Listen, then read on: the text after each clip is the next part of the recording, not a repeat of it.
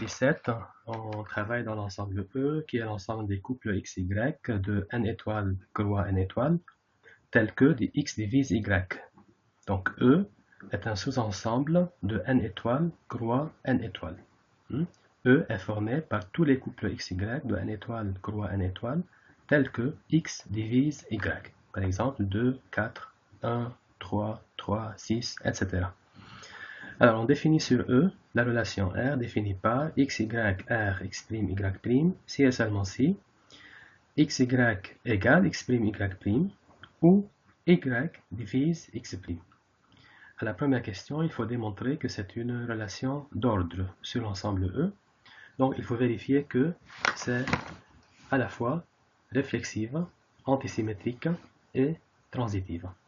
Alors, pour la réflexivité, il faut démontrer que, quel que soit x et y dans E, nous avons x, y, r, x, y. Or, on sait que, quel que soit x, y dans E, nous avons x, y égale x, y. Donc, x, y égale x, y ou ce que vous voulez d'autre.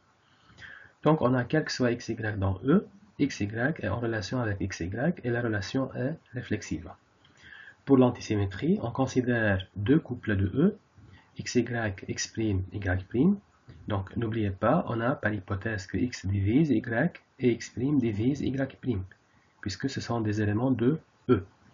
On suppose que x, y, r, x', y' et x', y', r, x, y. Et à la fin, il faut démontrer que les deux couples sont égaux. Alors, si on a les relations comme ça, on obtient x, y égale x', y', ou y divise x', et x', y' égale xy, ou y' divise x. D'accord? Donc, vous voyez, on a en fait 4 cas possibles. Celui-là avec celui-là, ou celui-là avec celui-là, ou le deuxième avec le premier, ou le deuxième avec le deuxième. Donc, on a 4 disjonctions comme ceci.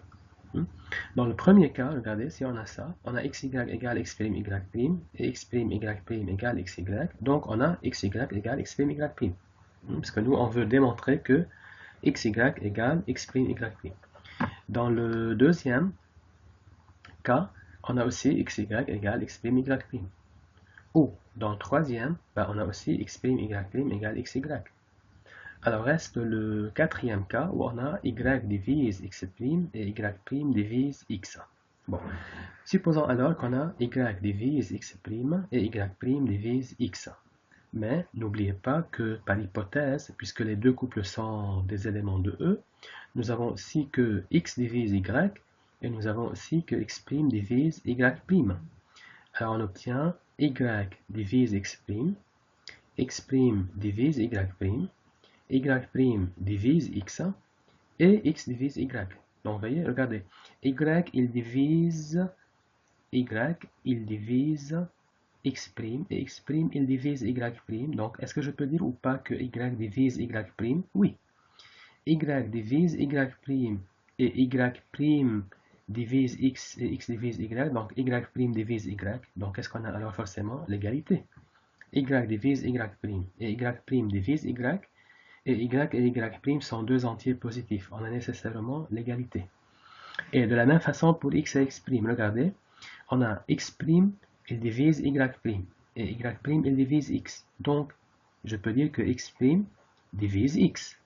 Bien, d'autre part, regardez aussi, x, il divise y, mais y divise x', donc x divise x'. Donc, qu'est-ce qu'on a? X divise x' et x' divise x. Et x et x' sont deux entiers positifs, donc on a nécessairement x égale x'. Alors à la fin, on a que les deux couples xy et x', y' sont égaux, et par suite la relation est antisymétrique. Bon, le dernier point, il faut vérifier que la relation est une relation transitive. Pour cela, je prends trois couples xy, x', y' et x seconde, y seconde de E. Attention, de E, parce que je travaille dans l'ensemble E. Donc, implicitement, qu'est-ce qu'on a? On a que x divise y, on a x' divise y', et on a x seconde divise y seconde. Et tous les éléments avec lesquels on travaille ici sont des entiers strictement positifs. Ok. Alors, qu'est-ce qu'on va supposer pour la transitivité? On va supposer que x, y, r, x', y', et x', y', r, x seconde, y seconde. Et à la fin, il faut qu'on montre que x, y, r, x seconde, y seconde. Bon. Alors, avec ces deux relations, qu'est-ce qu'on obtient? X, y égale x', y', ou y divise x'. Ça, c'est la première. Et la deuxième, x', y' égale x seconde, y seconde, ou y' divise x seconde. On applique la définition de la relation. Alors, avec ça, comme précédemment, nous avons 4 cas possibles. On a une disjonction de 4 propositions. 1, 2, 3, 4. Dans le premier cas, x égale x', y' et x', y' égale x seconde, y seconde, nous avons alors quoi? X, y égale x seconde, y seconde. Alors restent les trois autres cas. X, y égale x', y' et y' divise x seconde. Mais regardez, si on a y' divise x seconde, alors est-ce que je peux dire ou non que le couple x, y est en relation avec le couple x seconde, y seconde? Bah, vous voyez, pour que x, y soit en relation avec x seconde, y seconde, qu'est-ce qu'il faut? Qu'il faut que x, y soit égal à x seconde, y seconde, mais ça, on ne l'a pas. Ou, c'est quoi le deuxième cas? Il faut que y divise x seconde. Mais ici, qu'est-ce que j'ai en fait? Ici, j'ai que y', il divise x seconde. Mais c'est pas grave, parce que, regardez, d'après cette égalité, qui est y'? Eh bien, y', c'est y. Donc là aussi, on a que le couple x, y est en relation avec x seconde, y seconde. Alors, pour le troisième cas, qu'est-ce qu'on a? On a que y divise x' et x', y' égale x seconde, y seconde. Donc, regardez, on a x' égale x seconde. Donc, y divise x seconde. Et donc, je peux dire que le couple x, y est en relation avec le couple x seconde, y seconde. OK?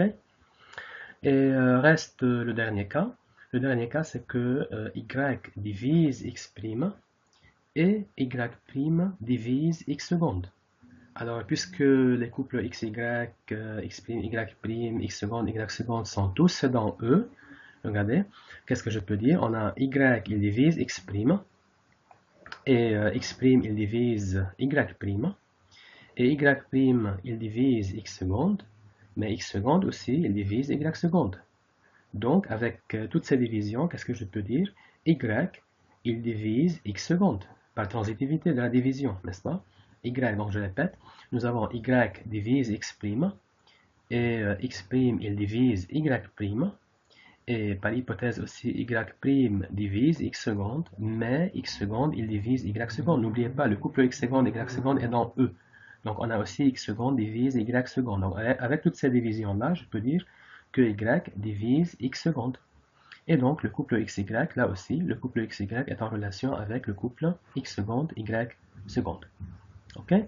Alors, pour démontrer que cet ordre est partiel, vous savez, il suffit de trouver deux éléments de E qui ne sont pas comparables. Donc là, j'ai choisi les couples 2, 6 et 7, 14. 2, 6, c'est un élément de E, n'est-ce pas? 2 divise 6. 7, 14 aussi, c'est un élément de E, puisque 7 divise 14. Ok? Est-ce qu'on a 2, 6 est en relation avec 7, 14? Non, d'abord, ces deux couples sont différents. D'accord? Alors, pour que 2, 6 soit en relation avec 7, 14, qu'est-ce qu'il faut? Il faut que 6 divise 7, n'est-ce pas? Et ça, c'est pas vrai, donc ils ne sont pas en relation. Est-ce que 7, 14 est en relation avec 2, 6? Non plus, parce que 14 ne divise pas 2. Donc, qu'est-ce que je peux dire? Ces deux éléments de E sont incomparables. Et par suite, l'ordre est partiel. D'accord? L'ordre est partiel lorsque je peux trouver dans E au moins deux éléments qui ne sont pas comparables par cette relation. Voilà pour la question B. On considère l'ensemble A qui est l'ensemble 1, 2, 2, 4, 3, 6 et 4, 8. Et il faut trouver pour la relation R le plus petit, le plus grand élément, les éléments minimaux et les éléments maximaux. Donc, pour avoir une idée de tout ça, je vais, comme d'habitude, représenter la relation sur A par un petit diagramme. Vous voyez, 2, 4 est en relation avec 4, 8. Pourquoi? Parce que 4 divise 4. 1, 2 est en relation avec 4, 8, puisque 2 divise 4. 1, 2 est en relation avec 2, 4. Mais en fait, vous voyez, Le couple 3-6, il est là, il est isolé en fait, il est en relation avec personne. D'accord? Alors avec ce diagramme, on voit, est-ce qu'il y a un plus petit élément? Ben, il n'y en a pas. Le plus petit élément de A n'existe pas. A n'a pas de plus petit élément pour cette relation. A n'a pas de plus grand élément non plus. Pour les éléments minimaux, ben, 1, 2, il est minimal. Parce que est-ce qu'il y a une flèche qui vient d'un autre élément de A vers 1, 2? Non. 3, 6 aussi, il est minimal. Est-ce qu'il y a une flèche qui vient vers 3, 6 d'un autre élément de A? Non. Donc 3, 6 est minimal et 1, 2 est minimal. Et pour les éléments maximaux, eh bien 4, 8, il est maximal. Pourquoi 4, 8 est maximal? Est-ce qu'il y a une flèche qui sort de 4, 8 vers un autre élément de A? Non. Donc 4, 8 est maximal. Et de la même façon, 3, 6 est maximal. Donc vous voyez ici, c'est un bon exemple. 3, 6, il est à la fois minimal et maximal. Alors, pour la question C, on va démontrer que 1, 1 est la borne inférieure de A. Alors vous voyez, la borne inférieure de A, c'est le plus grand des minorants. Donc c'est le plus grand des minorants. Ben, d'abord, il faut vérifier, est-ce que c'est un minorant de A? Est-ce que 1, 1 est un minorant de A? Quand est-ce que 1, 1 est un minorant de A? Eh bien, 1, 1 est un minorant de A lorsque 1, 1 est en relation avec tous les éléments de A, ce qui est vrai en fait, puisque 1, 1 est en relation avec tous les éléments de E, puisque 1 divise tout le monde, d'accord? 1 divise 1, 1 divise 2, 1 divise 3 et 1 divise 4. Okay? Donc 1, 1 est vraiment un minorant de A. Alors, je veux démontrer maintenant que c'est le plus grand minorant. Le plus grand minorant dans le sens que si AB est un minorant de A, alors il faut que AB soit en relation avec 1, 1. Bon, supposons que AB, qui est un élément de E, est un minorant de A. Alors qu'est-ce qui se passe? Il faut que AB soit en relation avec tous les éléments de A. Donc il faut que B divise 1, divise 2, divise 3 et divise 4. Mais le seul entier positif qui divise 1, eh bien c'est 1, donc B est égal à 1. Okay? Mais n'oubliez pas que AB est un élément de E. Donc par définition des éléments de E, nous savons que A divise B, A divise 1, donc A égale 1 aussi. Donc qu'est-ce que j'ai vérifié ici en fait? J'ai vérifié que si AB est un minorant de A dans E, alors AB c'est le couple 1, 1. Dans le sens que 1, 1 est le seul minorant de A dans E, et par suite, c'est la borne inférieure de A dans E. Okay? Parce qu'il y a un seul minorant, donc c'est lui-là, borne inférieure. Finalement, pour la borne supérieure, il faut démontrer que c'est 24, 24. Donc il faut vérifier que 24, 24, c'est le plus petit majorant de A dans E. Alors tout d'abord, est-ce que 24, 24 est un majorant de A dans E? C'est-à-dire, est-ce que tous les éléments de est-ce que tous les éléments de A sont en relation avec 24 et 24? Oui. Regardez, est-ce que 1, 1 est en relation avec 24 et 24? Oui, puisque 2 divise 24. 4 divise 24. 6 divise 24. 8 divise 24. Donc, 24, 24 est vraiment un majorant de A dans E. Maintenant, il faut vérifier que c'est le plus petit majorant de A dans E, dans le sens que si AB est un élément de E, et si AB est un majorant de A, alors il faut démontrer que 24, 24 est en relation avec AB. Voilà, alors si AB est un majorant de A dans E, alors on a nécessairement 1, 2 est en relation avec AB, 2, 4 aussi, 3, 6 aussi, et 4, 8 aussi. Donc qu'est-ce qu'on a regardé? On a par définition 2 divise A, n'est-ce pas? 4 divise A, 6 divise A, et 8 divise A. Donc, leur PPCM divise A. Vous voyez, A est un multiple de 2, multiple de 4, multiple de 6 et multiple de 8. Donc, A est un multiple de leur plus petit multiple commun, n'est-ce pas, de leur PPCM. Mais le PPCM entre 2, 4, 6 et 8, eh bien, c'est 24. Donc, A est un multiple de 24. Alors, puisque A est un multiple de 24, c'est-à-dire puisque 24 divise A, donc je peux dire que le couple 24-24 est en relation avec AB, puisque 24 divise A. Et voilà, donc AB est vraiment le plus petit majorant de A dans E, donc c'est lui la borne supérieure de A dans E. Dans le numéro 18, on va travailler sur l'ensemble de R2 et la relation L qu'on appelle l'ordre lexicographique. Alors comment se définit cette relation? X, Y, L exprime Y', s'il y a seulement si. X inférieur à X', strictement. Ou bien on a X égale X', mais c'est Y qui est inférieur ou égal à Y'. Donc ça va être une relation d'ordre importante sur l'ensemble R2. D'accord? Et on va appeler ça par définition l'ordre lexicographique. Okay? Donc quand est-ce que le couple XY L X', Y'?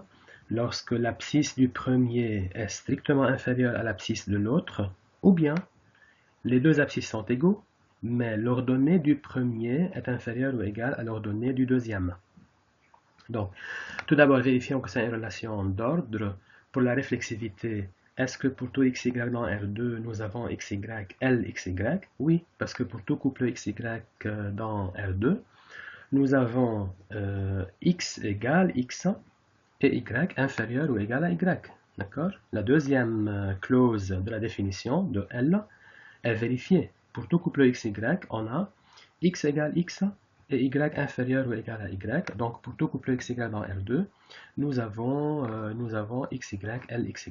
Okay? On a ceci est vrai, donc ceci ou ça reste vrai. Donc on a ça. Pour l'antisymétrie, on considère deux couples de R2, xy, x', y'. On suppose que xy, L, x', y' et x', y', L, xy. Alors, appliquons la définition. Qu'est-ce qui se passe? X inférieur à x', où on a l'égalité et y inférieur ou égal à y', et x' inférieur à x, où l'égalité, x' égale x, mais y' inférieur ou égal à y. Donc là aussi, on a une disjonction de 4 propositions, c'est-à-dire on a 4 possibilités. Mais vous voyez ici la première proposition qui est là, x inférieur à x' et x' inférieur à x, elle est fausse. Faux ou quelque chose, c'est équivalent à cette quelque chose. Donc celle-là, on peut la supprimer puisqu'elle ne peut pas se produire en fait. C'est une proposition qui est fausse. D'accord? La deuxième, elle est aussi fausse. Regardez, x inférieur à x' strictement, mais x' égale x. Donc x inférieur strictement à x, c'est une proposition fausse. On peut la supprimer. Ou la troisième, elle est aussi fausse. Regardez, x égale x' et x' inférieur strictement à x, ça c'est une proposition fausse, on peut la supprimer. Donc cette disjonction, pratiquement, elle est équivalente à cette dernière proposition, qui est x égale x' et y inférieur ou égal à y', et x' égale x et y' inférieur ou égal à y. Mais dans ce cas-là, regardez ce qu'on a. X égale x', très bien. Y est inférieur ou égal à y', et y' est inférieur ou égal à y, donc on a aussi y égale y'. Donc dans ce cas-là, les deux couples xy, x', y' sont égaux. Et donc la relation, elle est antisymétrique. Alors pour la transitivité, comme d'habitude, on considère trois éléments de R2, xy, x', y' et x seconde, y seconde. On suppose que xy, L, x', y' et x', y', L, x seconde, y seconde. Et il faut qu'on démontre que xy, L, x seconde, y seconde. Bien. Supposons alors que x inférieur à x' ou x égale x' et y inférieur ou égal à y', ça c'est la première hypothèse. Et la deuxième hypothèse, x' inférieur à x seconde, strictement, ou x' égale x seconde, mais y' inférieur ou égal à y seconde. On a ça. Donc là aussi, on a cette proposition-là, puisque regardez, on a A ou B, on a A ou B et C ou D. Donc on a une disjonction de 4 propositions. 1, 2, 3, 4. Cette proposition-là, elle est équivalente à 1 ou 2 ou 3 ou 4, n'est-ce pas? Et n'oubliez pas, nous on veut démontrer à la fin que xy, L, x seconde, y seconde. Eh bien dans le premier cas, regardez ce qu'on a, x inférieur à x' et x' inférieur à x seconde, donc on a x inférieur à x seconde, donc c'est bon. je peux dire que le couple XY, L, X seconde, Y seconde, puisque X inférieur strictement à X seconde. Dans la proposition 2, ben, c'est pareil, puisqu'on a X inférieur à X', mais X' égale X seconde, donc on a X inférieur à X seconde, donc le couple XY, L, X seconde, Y seconde. Pour la troisième, regardez, c'est pareil, hein, puisqu'on a X égale X', et X' inférieur strictement à X seconde, donc on a aussi X inférieur strictement à X seconde, donc le couple XY, L, X seconde, Y seconde. Alors reste le quatrième cas. Le quatrième cas, c'est là où on a X égale X' et Y inférieur ou égal à Y', et X' égale X seconde et Y' inférieur ou égal à Y seconde. Eh bien, très très bien, parce que là, regardez, X égale X' et X' égale X seconde. Donc, qu'est-ce qu'on a? On a X égale X seconde. Bien, Y inférieur ou égal à Y' et Y' inférieur ou égal à Y seconde. Donc, qu'est-ce qu'on a? On a Y inférieur ou égal à Y seconde. Donc, au total, qu'est-ce qu'on a? X est égal à X seconde, mais Y inférieur ou égal à Y seconde. Donc, ça veut dire que le couple XY, là aussi, il est en relation avec le couple X seconde, Y seconde. Dans la question B, il faut démontrer que cet ordre est total. Donc, retenez ça, l'ordre lexicographique est un ordre total. Alors, qu'est-ce qu'il faut démontrer pour que l'ordre soit total? Il faut démontrer qu'à chaque fois que je prends deux éléments de E, ici E c'est l'ensemble R2, donc à chaque fois que je prends deux couples XY et X', Y' dans R2, ils sont comparables par L, c'est-à-dire qu'est-ce qu'on a? XY, L, X', Y', ou X', Y', L, XY. Eh bien, considérons deux couples XY et X', Y' dans R2. Regardez, moi je veux démontrer que XY, L, X', Y', ou X', Y', L, XY. Pour démontrer ça, je veux supposer que XY n'est pas en relation avec X', Y'. Et dans ce cas, qu'est-ce que je dois démontrer? Je dois démontrer que X', Y', L, XY. D'accord? Alors, supposons que XY n'est pas en relation avec X', Y', donc on va donner la négation. La négation de quoi? Quand est-ce que par définition XY, L, X', Y', lorsque X inférieur à X', ou X égale X' et Y inférieur ou égal à Y'. Négation, la négation, qu'est-ce que ça donne? X' inférieur ou égal à X, et X différent de X', ou Y' inférieur strictement à Y. D'accord? Donc ça, c'est la négation de XY, L, X', Y'. Ok, donc vous voyez là, on a deux cas. X est différent de X', ou Y' inférieur à Y. Bon, regardez, si X est différent de X', si X est vraiment différent de X', alors je peux dire que X' est strictement inférieur à X. Et lorsque X' est strictement inférieur à X, qu'est-ce que je peux dire? Le couple X', Y', L, XY, et c'est ce qu'il faut démontrer. Donc là, c'est fini. Bon, alors, si X' est égal à X, qu'est-ce qui se passe alors? Donc, deux cas. Si X différent de X' ou X égale X'. Si X différent de X', c'est bon, on a X', Y', L, XY. Maintenant, si X égale X', qu'est-ce qui se passe alors? Si X égale X', très bien, X égale X', et on a aussi que Y' est inférieur à Y, strictement. Donc, Y' est inférieur ou égal à Y. Donc, là aussi, nous avons X' égale X et Y' inférieur ou égal à Y. Donc, là aussi, je peux dire que le couple X', Y', L, X, Y. D'accord? Donc, l'ordre lexicographique est un ordre total sur l'ensemble R2. Ok? Alors, pour la question C, il faut démontrer que si AB est le plus petit élément de R2, pour la relation L, alors nous avons B inférieur ou égal à Y pour tout Y dans R. Mais ça, c'est très simple en fait, puisque, regardez, si AB est le plus petit élément de R2 pour la relation L, ça veut dire quoi par définition? Ça veut dire que AB est en relation avec tous les couples XY de R2. D'accord? Pour tout XY dans R2, on a AB, LXY. Très bien, on va utiliser ça. Mais nous, on va arriver à quoi? Nous, on veut arriver à B inférieur ou égal à Y. D'accord? Donc, regardez, cette hypothèse elle est vraie pour tout x et pour tout y. Eh bien, je vais l'appliquer pour x égale a. Pour x égale a, cette hypothèse reste vraie. Donc, on a a, b, l, a, y, pour tout y dans R. OK? Parce qu'elle est vraie quel que soit x, donc en particulier pour x égale a. Alors, quand est-ce que A, B, L, A, Y pour tout Y dans R, pour tout Y dans R, lorsque, là, vous voyez, on a A égale A, d'accord? Donc, il faut que B soit inférieur ou égal à Y. Donc, pour que AB soit en relation avec AY, pour tout Y dans R, il faut que B soit inférieur ou égal à Y pour tout Y dans R. Et c'est ce qu'il faut démontrer. Et en fait, vous voyez, est-ce que ceci est possible en fait? Est-ce que B peut être inférieur ou égal à tous les nombres réels? Bien sûr que non, puisque si B est inférieur ou égal à tous les nombres réels, ça veut dire l'ensemble des nombres réels R possède un plus petit élément qui est B. Mais ça c'est faux, ça c'est impossible. D'accord?